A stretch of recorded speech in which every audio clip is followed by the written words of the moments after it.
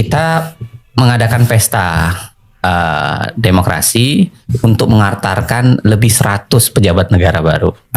Iya, 109 tepatnya. 109 gitu. Kalau dijumlah dengan badan-badan yang di utusan itu 3 kali lipat dari komposisi kabinetnya Gus Dur dan Megawati kalau nggak salah. Iya kan di zaman SBY ada gejala dia ngangkat-ngangkat lumayan kan di tahun 2004. Nah, itu yang membuat kenapa undang-undang kementerian dibikin tahun 2008. Ya. Lalu dicantumkan hanya boleh 34 gitu maksimal, tidak boleh lebih. Nah, tapi tiba-tiba sekarang dihilangin dan tanpa limit gitu. Iya. Unlimited. Dan dihilangkannya di ujung pemerintahan Jokowi. Nggak ada yang tahu juga, maksudnya yang tahu sedikit. Jadi jumlah pejabat ditambah, amunisi untuk bekerja dalam konteks anggaran malah dikurangi banyak. Dan implikasi yang paling langsung dari situ makin banyak tent di jalanan tuh. Wah. Iya, gitu. Makin banyak tuh. Dikit-dikit tent gitu. Yang kata si komika, ya apa? Nama komikanya? Siapa tuh? Gilbas katanya. Udah banyak yang iya. Oke, kita kembalikan ke. Tapi saya mau tambahin satu dulu. Itu kan kayak dia membangun nuansa penghematan, tapi pada saat yang sama jumlah menterinya ditambah, jumlah kantornya ditambah. Kontradiktif ya. Kontradiktif tuh. Banyak yang kontradiktif kalau kita ngomongin itu ya. Yang pertama jelas secara moral atau integritas, Prabowo nggak bisa ngomongin efisiensi. Dia kunjungan ke India pakai 3 pesawat, kunjungan ke Peru pakai 6 pesawat. Iya. Tapi pesawatnya ada yang dipinjemin sih katanya. Pesawatnya juga itu isu gratifikasi. Full furnace. Pesawatnya juga full furnace dan kolam renangnya harus berapa? 32 derajat Celcius. Juga harus ada Mercedes kelas khusus yang dipesan untuk membuat. Itu yang saya bilang. Jadi saya pikir dia nggak ada moral standing untuk ngomongin efisiensi. Moral standing. Itu yang saya bilang sering kali ya. Tapi datanya selalu itu kan. Realitas itu selalu beda. Yes. Gitu. Dan orang ngukurnya seakan-akan dari omon-omon, nggak ngelihat di belakang. Mendingan dulu ngukurnya dari joget. Dari joget. Udah mending ada substance. Dulu ngukurnya dari joget. Tapi itu ciri pemerintahan populis kan. Jadi mereka demagog ya. Omon-omon aja persis terus. dengan yang terjadi dengan Donald Trump kan gitu ya. Iya. Retorika orang senang, berantakannya. Lalu yang kedua argumen bahwa efisiensi ini untuk tadi memangkas atau memitigasi korupsi dan segala macam juga nggak terbukti karena yang punya ide untuk mengampuni koruptor asal ngembaliin duit adalah Prabowo sendiri. Ya itu kontradiktifnya. Mas 1 dan 2 hal tabrakan kan. Ya. Walaupun itu bukan ide lama ya. Itu bukan ide baru maksudnya. Iya, tapi kalau efisiensi anggaran tadi untuk memitigasi korupsi dan segala macam it doesn't work. Karena lembaga-lembaga yang tidak dipotong anggarannya, Kejaksaan Agung, Polisi, Tentara, KPK, apa nggak korupsi? Halo, ada salam dari Firly Bahuri dan Lili Pintauli.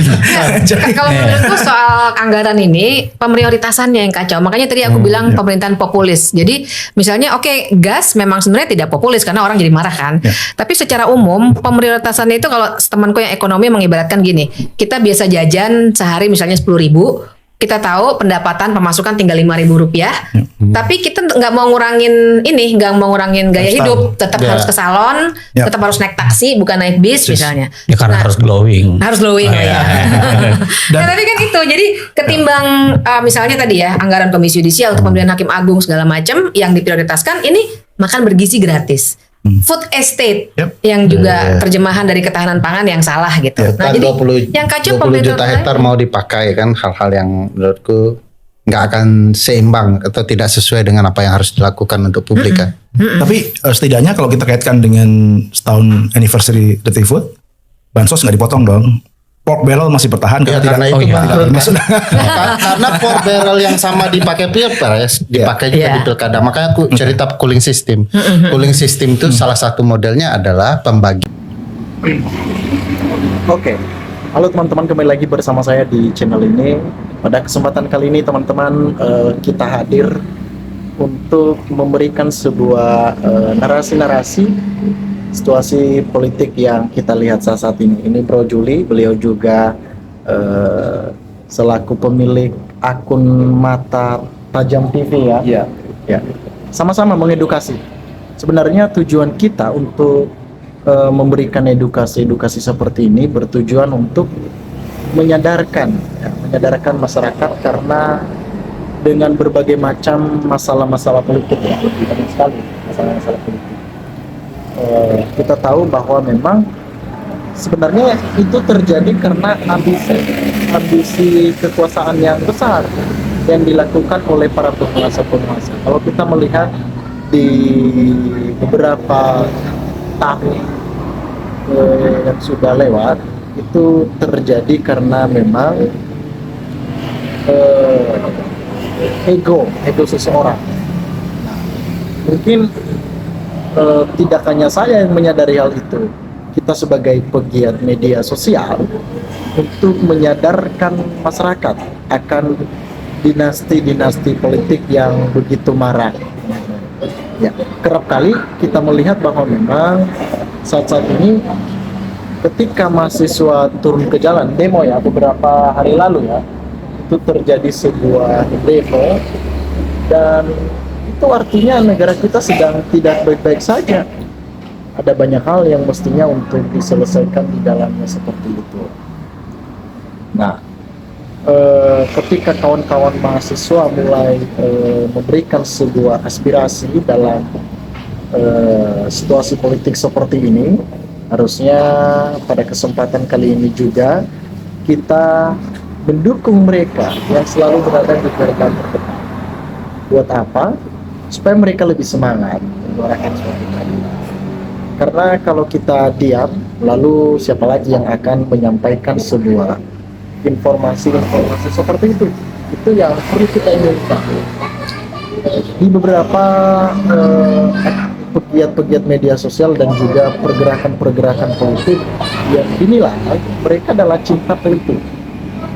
Sebenarnya pada dasarnya, kalau kita melihat kinerja seorang Prabowo Subianto selama 100 hari sangat membuat kita takut ya.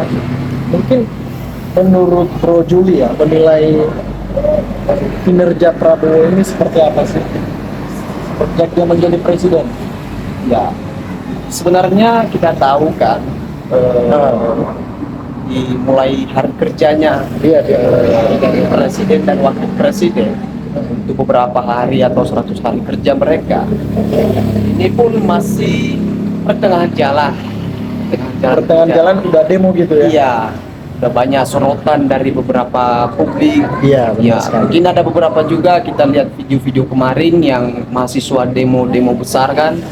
Ya, ada juga mereka di situ kan menunjukkan bahwa keadilan di negara kita ini sudah minim atau kurangnya, masih ya. Kurang sekali ya. Iya.